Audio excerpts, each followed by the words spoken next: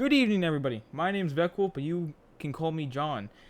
I spent the last 3 hours of my life watching good old James Cameron's Blue Kitty Cats have a pool time in the water. I cannot believe I spent 3 hours of this movie. 3 hour movie hour. Oh god, I'm losing my mind. Avatar: The Way of Water. Oh boy. Strap in tonight because this movie, you're gonna, okay, let's just put it this way. If you have sleeping problems, put this movie on. You're guaranteed to get knocked down the first 2 minutes of this movie after the logo plays. You will not, or just generally, this movie's boring as hell. So let's get into the plot. This will be a spoiler review, so if you don't want to watch this movie, don't listen to this. If you don't want to watch this movie, don't watch the movie. I recommend don't watch it. It's the same thing as the first movie. Let's get into it. Spoiler review. Go away if you don't want to watch. Okay, so the plot of this movie. Again, it's the same thing as the first movie. All right, well, welcome back to Pandora, which I didn't know this was called that. I forgot that completely slipped my mind. Not very a memorable name because, a decade later. We are back here in Pandora. Jake and his wife, Mrs. Sully, whatever her name is, I forgot. They have some kids. They have 4 kids in total. And yeah, so then all of a sudden, the sky people, humans return back to the planet of Pandora, or the moon, I guess, if it was correctly.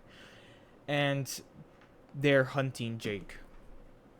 And so, yeah, that's all it is.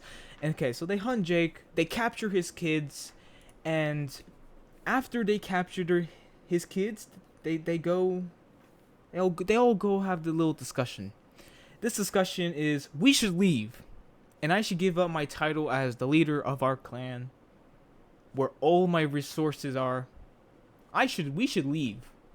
We should leave our military might, and we should go to the ocean. Because they took my kids. Oh my god! Oh no! My kids! I'm no longer suit for this. No more. It's that. What?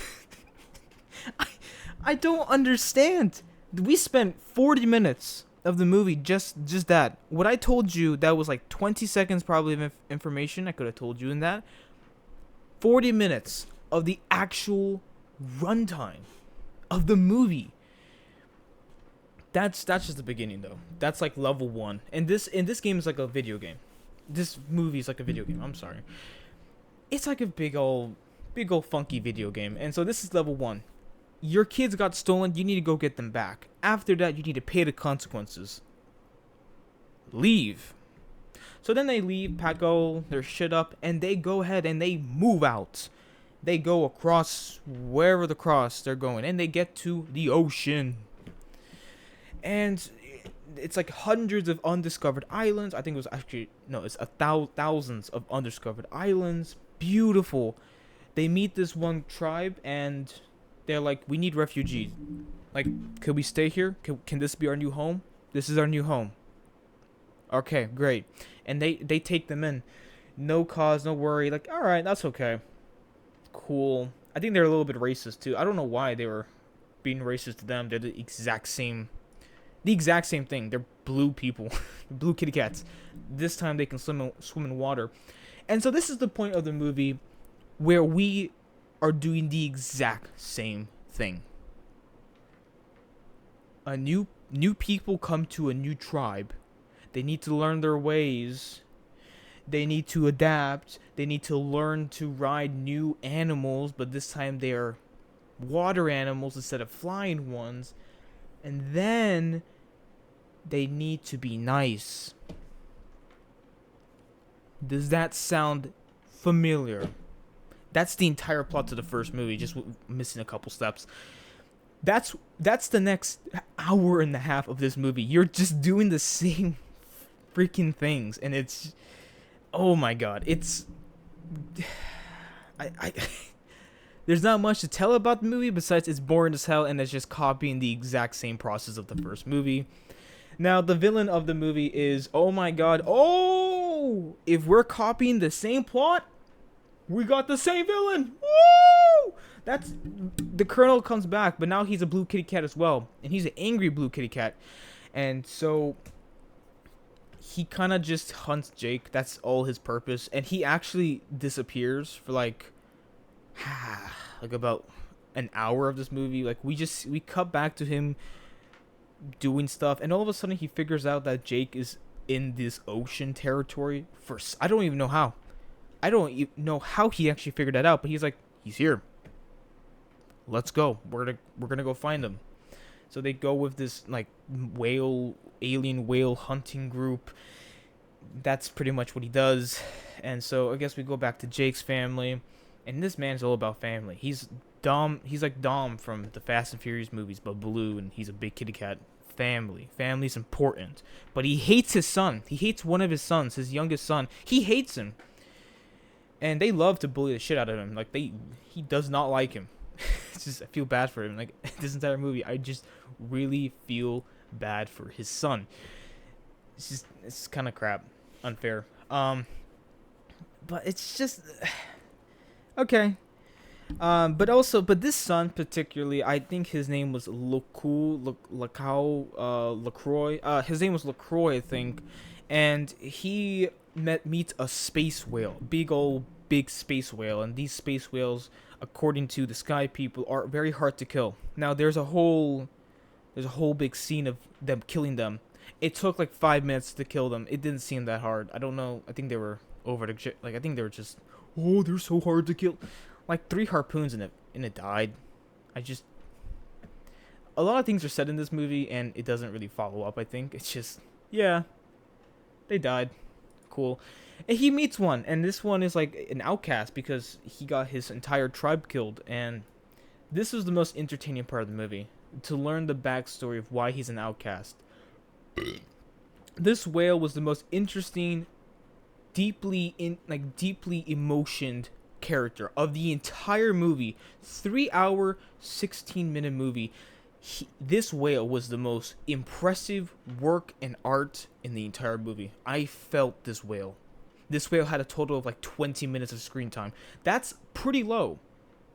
I think it was in a 3-hour movie. Most impressive work by Cameron himself. I love that whale. Thank God that whale didn't die. They did kill another whale and its baby though to prove a point, which sucks. These whales are the best thing of the movie. They just killed them. Overall though, then we come to our big climax fight. Jake and his family have to go fight the Colonel, and the water people help them fight. And then they disappear. They're out of here. They're lickety old good old split. They move on. They're gone. They move faster than the Mexicans running for the border. They gone. Disappeared. Houdini. Gone. Like, faster than a pedophile learning that they've been baited. They are out of there. And that's all we see of them. And then we see them again at the funeral because Jake's oldest son, Nathan Fillion, dies. He dies. Okay. There's no emotion. This movie had 3 hours of fucking runtime, and it just didn't give you emotion to these characters. It sucked. I always forget the actor's name, but the actress who plays Gamora and does play the wife of Sully. Great performance in this movie. Loved it. Great, powerful emotions during that death. Very good. But I just didn't really care about the son's death because you don't get to spend time with them. And so anyway, big climax, big old fight ends on a boat. And if you've seen Titanic and you know James Cameron, you know this guy hates boats. You see a boat, or he sees a boat anywhere in the water, and it's working perfectly well, functioning like a Lego set that you just worked so hard on. That guy will come and break the shit out of that little build of yours. He sunk this ship so fast and turned it all over, and it's sinking. He doesn't like boats. He's got a problem with boats. Can't we have Avatar 5? We have a skyboat. He's gonna make that sink so fast. 20 minutes top in that one. But that's where the movie ends.